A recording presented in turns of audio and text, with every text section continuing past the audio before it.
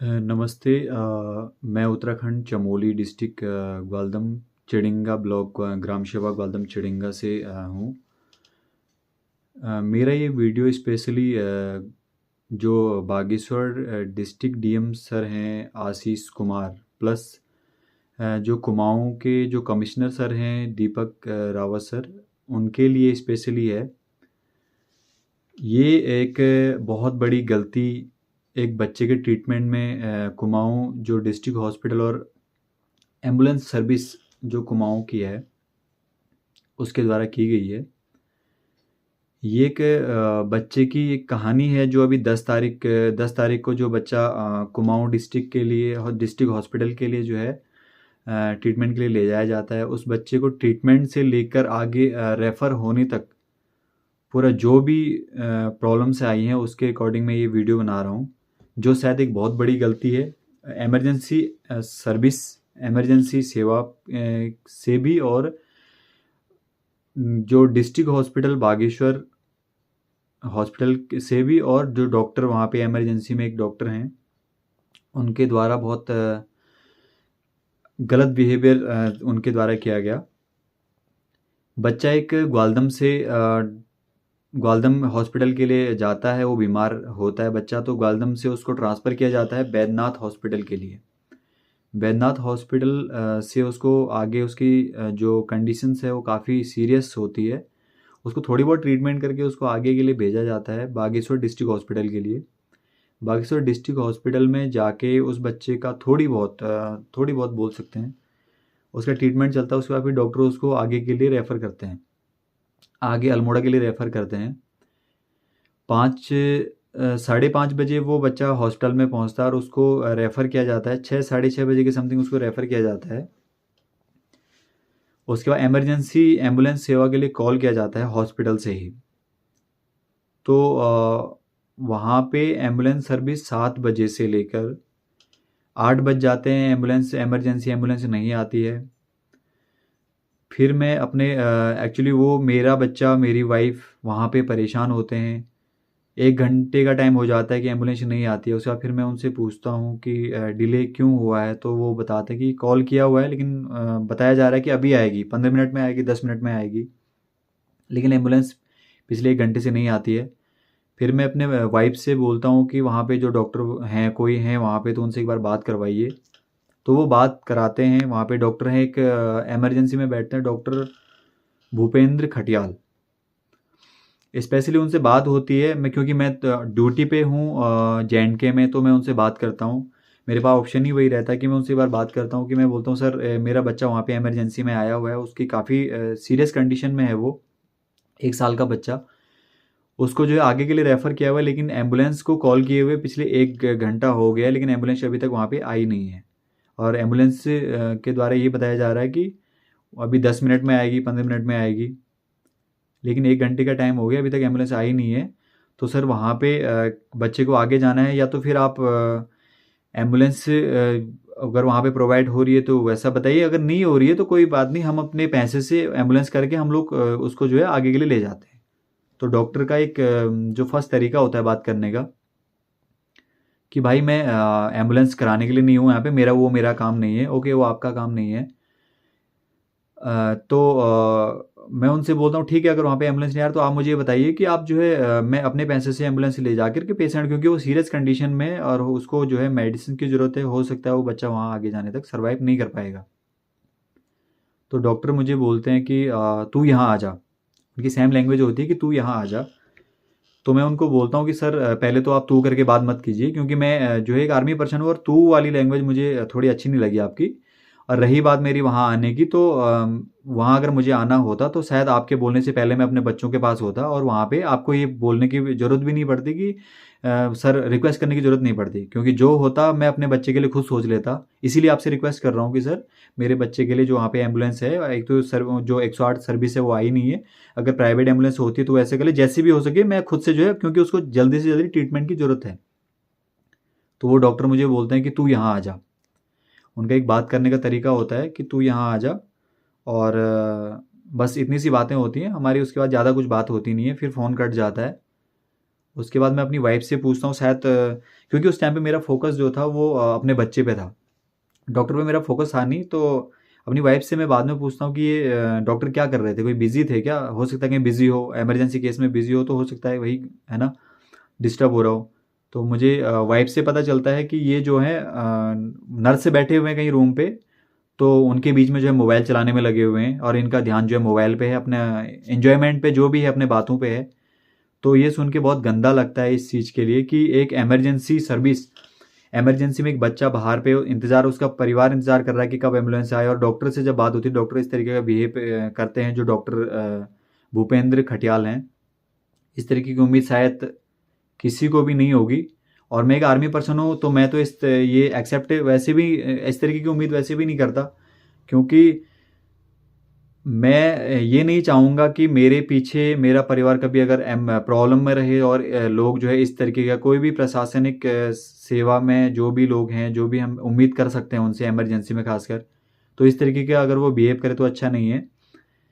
वो ये सुन के बहुत गंदा लगा। और मैं स्पेशली ये चीज़ जो बागेश्वर डिस्ट्रिक्ट डीएम सर हैं, आशीष सर, उनसे एक रिक्वेस्ट करना चाहूँगा, और जो कुमाऊँ के जो कमिश्नर सर हैं, दीपक सर हैं, तो वो एक आइडल हैं वैसे, बहुत बड़े नाम से जाने जाते हैं, अभी बहुत अच्छे कामों के लिए वो अपने जाने जाते हैं। तो उनसे एक रिक्वेस्ट करना मैं चाहूँगा, अगर इसकी जगह पे अगर आपका बच्चा होता, अगर जैसे मेरे बच्चे की जगह पे आपका 1 साल का बच्चा होता, और आपको इमरजेंसी, उसको ट्रीटमेंट की ज़रूरत होती है, और आप इमरजेंसी में कॉल करते, लेकिन आपको एम्बुलेंस मिलती नहीं पिछले 1 घंटे से, तो आप क्या करते? आप क्या कदम उठाते? आप क्या कार्रवाई की उम्मीद रखते हैं, और आप क्या कार्रवाई करते? तो सेम जो आप उस सिचुएशन में जो आप कार्रवाई करते हैं, तो उसी कार्रवाई की उम्मीद मैं भी आपसे करता हूँ, और आपसे रिक्वेस्ट करता हूँ कि इस जो बहुत बड़ी गलती जो हुई है, जो एम्बुलेंस सर्विस से हुई है, प्लस में जो डॉक्टर स्टाफ वहाँ पे है, क्योंकि मैं उम्मीद करता हूँ कि ऐसी कंडीशन में सबसे पहले जो इमरजेंसी सर्विस है, जिस मरीज को, जिस भी इमरजेंसी पेशेंट को सबसे पहले मेडिसिन की ज़रूरत होती है, जहाँ उसको जाना चाहिए, वहाँ जाने के लिए डॉक्टर प्लस हॉस्पिटल की ये रिस्पॉन्सिबिलिटी बनती है कि हम जैसे करके उसको जल्दी से जल्दी उस बंदे की, उस इंसान की ज़िंदगी बचाएं। लेकिन वहाँ पे डिस्ट्रिक्ट हॉस्पिटल बागेश्वर में क्या हुआ? ऐसा तो हुआ नहीं कुछ भी। वहाँ पे तो सब ये है कि ठीक है, क्या फ़र्क पड़ता है, एम्बुलेंस सर्विस आई ना आए, जब आएगी तब लेके चले जाएंगे। क्या यही रिस्पॉन्सिबिलिटी बनती है? क्या एक आर्मी पर्सन जो है ये उम्मीद कर सकता है कि मेरे पीछे अगर मेरे परिवार को कभी कुछ होता है, और वो जो है इस तरीके की घटना अगर उनके साथ होती है, और इस तरीके का व्यवहार एक हॉस्पिटल के द्वारा किया जाता है, क्या ये कितने लोग इस चीज़ को एक्सेप्ट करते हैं और इस चीज़ को सही मानते हैं कि डॉक्टर ऐसा करना चाहिए डॉक्टर को? क्योंकि मुझे जहाँ तक लगा कि एक डॉक्टर के अंदर ये डिसिप्लिन नहीं होना चाहिए, और एक ये तरीका नहीं होना चाहिए। बाद में जब मेरी बातें उनसे, डॉक्टर सर से जब ख़त्म होती हैं, तो वो मेरे वाइफ़ को ये चीज़ पूछते हैं कि जो है तेरा पति कहाँ पे जॉब करता है? अपने पति का रेजिमेंट नाम नंबर बता। मेरा भी भाई आर्मी के अंदर है, कोई पता नहीं कहाँ पे है, क्या है, वो मुझे नहीं पता।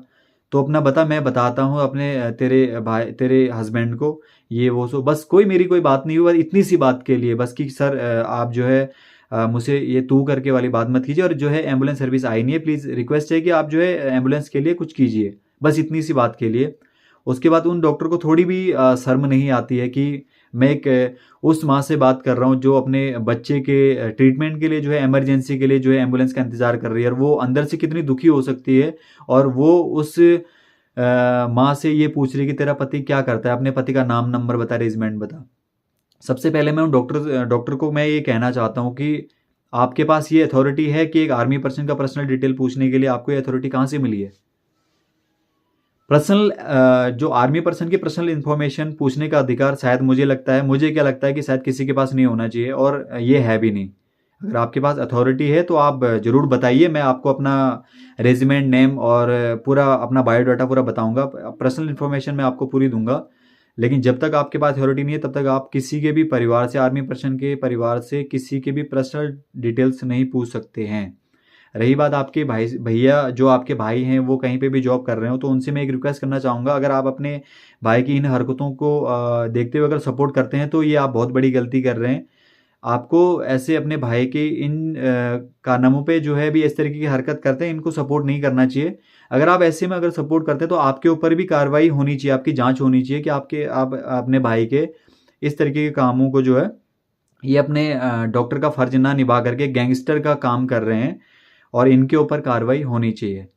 तो स्पेशली मैं रिक्वेस्ट करता हूँ, प्रशासन से भी रिक्वेस्ट करता हूँ, और जो स्पेशली जो डीएम सर हैं वहाँ के आशीष, क्योंकि जब 7 बजे से लेकर जब 9 बजे तक जब वहाँ पे एम्बुलेंस नहीं आती है, और 9 बजे जो है वहाँ के डीएम सर हैं, आशीष कुमार सर हैं जो डीएम सर हैं, उनसे भैया की मेरी बात होती है, तो उनसे बात करने के बाद जो है वहाँ पे एम्बुलेंस आती है।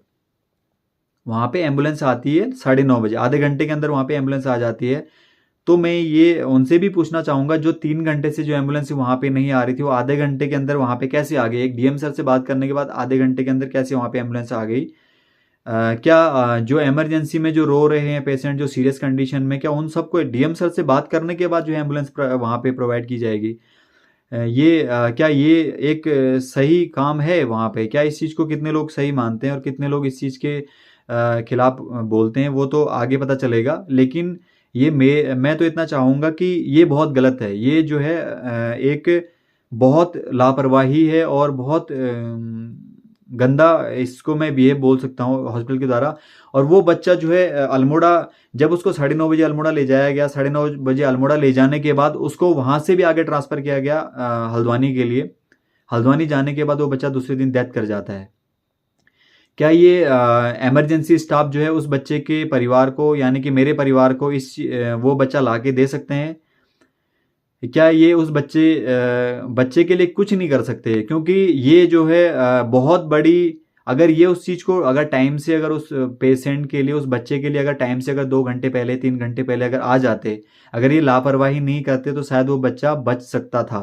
क्योंकि वो बच्चा सीरियस कंडीशन में 3 घंटे डिले हो गया, जिसको टाइम से मेडिसिन नहीं मिली, और वो वहाँ से भी आगे अल्मोड़ा से भी आगे के लिए ट्रांसफ़र हुआ। क्या मैं कुमाऊं कमिश्नर सर हैं, क्या आपसे सर क्या यही उम्मीद कर सकता हूं, और कि आपके होते हुए आपके नीचे जो कुमाऊं डिस्ट्रिक्ट में, कुमाऊं मंडल में जो है, क्या ये सही काम हो रहा है? वैसे आपके होते हुए मैं इस चीज़ की उम्मीद नहीं कर सकता, क्योंकि मैंने आपको एक आइडल की तरह देखा है। आपको जो है एक डिसिप्लिन की तरह देखा है, कि आप जो है अपना काम जो करते हैं एक बहुत अच्छे तरीके से करते हैं, और जो शायद नए यूथ हैं वो आपको देख के बहुत सारी चीज़ें सीखते हैं। और मैं आपके होते हुए इस तरीके की घटना की उम्मीद मैं नहीं कर सकता, और एक आर्मी पर्सन तो बिल्कुल भी नहीं कर सकता। क्योंकि एक इमरजेंसी क्या होती है, एक आर्मी पर्सन से ज़्यादा शायद सिविलियन शायद नहीं जानता है। क्योंकि आर्मी पर्सन बखूबी जानता है कि इमरजेंसी में क्या करना चाहिए और क्या नहीं करना चाहिए, और कैसे एक्शन करना चाहिए। ये शायद एक आर्मी पर्सन को सिखाने की ज़रूरत नहीं है। आज मेरा बच्चा मेरे बीच में नहीं है, मेरा परिवार आज मातम में डूबा हुआ है। और मैं ये उम्मीद करता हूँ, जो डीएम सर हैं वहाँ के, आशीष सर, और जो कुमाऊं कमिश्नर सर हैं, उनसे मैं ये उम्मीद करता हूँ कि जो कार्यवाही आप अपने, अगर आपका बच्चा होता, आपके बच्चे के ऊपर ये प्रॉब्लम आने के पे आप कार्रवाई करते, मैं सेम कार्रवाई की उम्मीद आपसे रखता हूँ। और ये मैं उम्मीद करता हूँ, स्पेशली रिक्वेस्ट करता हूँ कि इसकी जांच होनी चाहिए, डॉक्टर की जांच होनी चाहिए, और उनके जो डिसिप्लिन, उनके ऊपर एक्शन होना चाहिए, वो होना चाहिए। प्लस में जो इमरजेंसी एम्बुलेंस सर्विस है उसके ऊपर जांच होनी चाहिए, और उचित कार्रवाई की मैं उम्मीद रखता हूँ, और आगे उम्मीद करता हूँ कि उचित कार्रवाई जो है की जाएगी। ठीक है। और प्लस में मुझे एक डाउट है कि जिस बीच में वहाँ पे डॉक्टर से मेरी बात होती है, डॉक्टर से बात होने के बाद जो है वहाँ पे आधे घंटे के बाद, जब 7 बजे से 8, साढ़े 8 बजे के समथिंग शायद मेरी डॉक्टर से बात होती है, तो उसके बाद जो एक बीच में नर्स आती है, वो मेरी वाइफ को ये बोलती है कि आप जो है एक सिविल एम्बुलेंस है, वो 4,500-5 हज़ार रुपये लेगा, उसमें आप अपने बच्चे को लेके जा सकते हो। तो सबसे पहले तो मैं ये कहना चाहूँगा कि अगर एम्बुलेंस वहाँ पे सिविल एम्बुलेंस ही थी, तो ये चीज़ उनको पहले बतानी चाहिए थी, जब एम्बुलेंस नहीं आ रही थी, जो डिले चल रहा था। सेकंड में जब डॉक्टर से मेरी बात होती है, वो बोलते हैं कि सिविल एम्बुलेंस, और आप अपने से गाड़ी से उसको नहीं लेके जा सकते। अगर मैं उसको नहीं लेके जा सकता, तो फिर आपके हॉस्पिटल की नर्स द्वारा ये क्यों बोला गया कि जो है 4,500 हज़ार रुपये जो है आप उस एम्बुलेंस वाले को दे के अपने पेशेंट को ले जा सकते हो? क्या थोड़ी बहुत भी शर्म नहीं है क्या आप लोगों के अंदर? थोड़ी बहुत कम से कम अगर सर में बिल्कुल भी नहीं है तो कम से कम उस छोटे से 1 साल के बच्चे के ऊपर तो कम से कम दया आप लोगों को आनी चाहिए कि एक सीरियस बच्चा जो है आपके हॉस्पिटल में ट्रीटमेंट के लिए आया हुआ है और आप जो एक एम्बुलेंस की अगर व्यवस्था वहाँ पे नहीं कर सकते तो फिर मैं क्या ही सोच सकता हूँ। एक जो बॉर्डर पे खड़ा एक सिपाही है, जो एक सोल्जर आगे खड़ा है, वो क्या उम्मीद लगा सकता है प्रशासन से। और कुमाऊं कमिश्नर सर, आपसे भी मैं तो इस बार बार रिक्वेस्ट ही कर सकता हूँ, आपसे क्या उम्मीद कर सकता है कुमाऊं मंडल से या कोई भी प्रशासन, जो भी अधिकारी जो इस चीज वीडियो को देख रहे हैं, उनसे क्या उम्मीद कर सकता है इस बॉर्डर पे खड़ा सिपाही कि वो अपनी ड्यूटी कर रहा है। अगर उसके पीछे उसके परिवार पे अगर कोई भी विपत्ति या कोई भी इमरजेंसी ऐसी प्रॉब्लम्स आती हैं तो आप लोगों से क्या उम्मीद कर सकते हैं। कुछ उम्मीद अगर कर सकते हैं तो यही उम्मीद कर सकते हैं, घटना जो हो गई वो तो हो गई है, लेकिन एक उचित कार्रवाई की मैं उम्मीद कर सकता हूँ आपसे। बाकी और मेरा बच्चा जो गया है वो तो खैर वापस आने वाला नहीं है और उसको कोई वापस लेके भी नहीं आ सकता, ना उस चीज़ की कोई पूर्ति कर सकता, ना मेरे परिवार को कोई जो है आंसू पोंछने के लिए आ सकता। बस एक उम्मीद ये कर सकता है कि आइंदा इस चीज़ की घटना किसी पेरेंट्स के ऊपर ना हो कि कोई पेशेंट जो है इमरजेंसी में इस तरीके से ना मरे। चाहे उसको मेडिसिन की ज़रूरत हो, चाहे कोई भी हो, इमरजेंसी में एक इमरजेंसी की तरह ट्रीट करना चाहिए, क्योंकि इमरजेंसी बहुत अलग सिचुएशन होती है। और इमरजेंसी में शायद जहाँ तक मुझे पता है, अगर मैं खाना भी खा रहा हूँ ना तो उस खाने को आधे से मुझे छोड़ के इमरजेंसी, जिस चीज़ की इमरजेंसी के लिए मुझे वहाँ पे रखा गया, जिस चीज़ की मुझे ड्यूटी दी गई है, वो मेरा फ़र्ज़ बनता है कि उस काम को मैं कंप्लीट करूँ। उसके बाद हो सकता है कि आपका एक आधा घंटा पहले वहाँ पे पहुँचना जो है किसी की जान बचा सकता है। उसकी जान बचाने की इतनी चाहिए कि उसके परिवार की दुआएं शायद आपको मिलेंगी, ठीक है। और वो पेशेंट जो एक ऊपर से भगवान भी देख रहे हैं, वो भी आपके इन कामों को देखते हैं और आपके ऊपर उनकी जो एक होता है ना कि यार ऊपर वाला देख रहा है, कुछ अच्छे काम कर लो, तो ये बहुत बड़ी चीज़ है। नहीं तो इससे आप तो कर लोगे क्योंकि पेमेंट लगी हुई है, आप पेमेंट ले लोगे अपना, ठीक है। आप क्योंकि इस चीज़ को पूछने वाला शायद मुझे लगता है कि वहाँ पे कोई नहीं है, और इस चीज़ की जांच करने वाला भी मुझे लगता है अभी तक शायद कोई नहीं था। अगर इस चीज़ की अगर जांच अगर होती, अगर इस चीज़ पे कोई नज़र रखने वाले होते तो वहाँ पे शायद ये ऐसी घटना होती ही नहीं। क्योंकि जहाँ पे काम सटीक और उस चीज़ की जांच अगर बराबर अगर हो रही है वहाँ पे, तो इस चीज़ की मैं उम्मीद ही नहीं कर सकता कि वहाँ पे ये चीज़ हो रही हो। शायद इस चीज़ की जानकारी वहाँ पे डीएम सर के पास नहीं होगी और जो कुमाऊं कमिश्नर सर है उनके पास इसकी कोई जानकारी नहीं होगी कि ये इस तरीके का काम भी जो है हॉस्पिटल में और इमरजेंसी सर्विसेज द्वारा किया जा रहा है। तो ये चीज़ बहुत एक बोल सकते हैं कि कोई सोच नहीं सकता एक इमरजेंसी केस में जो है एक पेशेंट जो एक छोटा सा बच्चा हो और उस तरीके की उसके साथ घटना घटती हो और वो पेशेंट जो है आगे जाके उस पेशेंट की डेथ हो जाती है और डॉक्टर को कोई फर्क नहीं पड़ता, हॉस्पिटल को कोई फर्क नहीं पड़ता। इमरजेंसी सर्विसेज में जो है बात करने के बाद जो है वहाँ पे टाल मटोल किया जाता है कि इमरजेंसी सर्विसेज में जो ड्राइवर आ रहा था वो बीच में उसकी तबीयत खराब हो गई थी, उसके परिवार की तबीयत खराब हो गई थी। ओके, तबीयत खराब हो सकती है, इमरजेंसी सर्विसेज कहीं भी हो सकती है, तो ये बेवकूफ़ क्यों बनाया गया वहाँ पे कि अभी 10 मिनट में पहुँच रही है, 15 मिनट में पहुँच रही है। अगर वहाँ पे डॉक्टर जो वाहन चालक है उसकी अगर तबीयत खराब हो गई थी, उसके परिवार में अगर कोई प्रॉब्लम आ गई थी, तो वहाँ पे दूसरा ड्राइवर क्यों नहीं वहाँ पे उपलब्ध था। दूसरा ड्राइवर उपलब्ध होना चाहिए था। और एक एम्बुलेंस को आने में 3.5 घंटे का समय, मतलब बहुत बड़ी घटना है। बहुत बहुत सोचने वाली बात है कि एक एम्बुलेंस को आने में 3.5 घंटे लग जाते हैं। और ऐसा नहीं है कि वहाँ पे हॉस्टल के आगे एम्बुलेंस खड़ी नहीं है, वहाँ पे 2-3 एम्बुलेंस तब भी खड़ी थी, लेकिन वो एम्बुलेंस खाली एक डेमो टाइप खड़ी थी। जैसे एक डेमो दिखाने के लिए होता है ना, विजिट होती है, वहाँ पे विजिट के लिए जो उस डेमो को, उस ढांचे को खड़ा किया जाता है। क्योंकि मेरे लिए और मेरे बच्चे के लिए शायद वो एक डेमो ही था, क्योंकि वो मेरे बच्चे के ट्रीटमेंट में काम नहीं आया और इमरजेंसी में काम नहीं आया। तो मैं एक स्पेशली रिक्वेस्ट करता हूँ, जो बस स्पेशली रिक्वेस्ट सिर्फ मैं 2 लोगों से करता हूँ, बाकियों से मैं कुछ नहीं कहना चाहूँगा। स्पेशली रिक्वेस्ट फिर 2 लोगों से मेरी फिर से विनती है। एक तो जो बागेश्वर डिस्ट्रिक्ट डीएम सर हैं उनसे, और सेकंड में जो कुमाऊं कमिश्नर सर हैं दीपक रावत सर, उनसे स्पेशली रिक्वेस्ट है। और मैं ये पब्लिक से मैं एक रिक्वेस्ट ये करना चाहूँगा, ये वीडियो जो है उन तक जरूर पहुँचनी चाहिए और उनसे मैं यही मांग करना चाहता हूँ कि इस चीज़ की जांच हो और उचित इस पर कार्रवाई की मैं उम्मीद रखता हूँ, ताकि आइंदा इस तरीके की घटना किसी के साथ दोबारा ना हो और कोई भी पेशेंट, कोई भी इमरजेंसी में किसी का परिवार ना रोए और जो है किसी भी पेशेंट को बिना मेडिसिन के और टाइम पे ट्रीटमेंट नहीं मिलने की वजह से किसी की डेथ ना हो। धन्यवाद और थैंक यू। मैं उम्मीद करता हूँ इस चीज़ के लिए कि उचित कार्रवाई होगी। और अगर इस चीज़ पे कुछ भी अगर मुझे आगे ऐसे लगता है तो मैं दोबारा से फिर इस चीज़ पे मैं वीडियो बनाऊंगा, क्योंकि मैं एक उम्मीद करता हूँ कि इस चीज़ की जांच हो।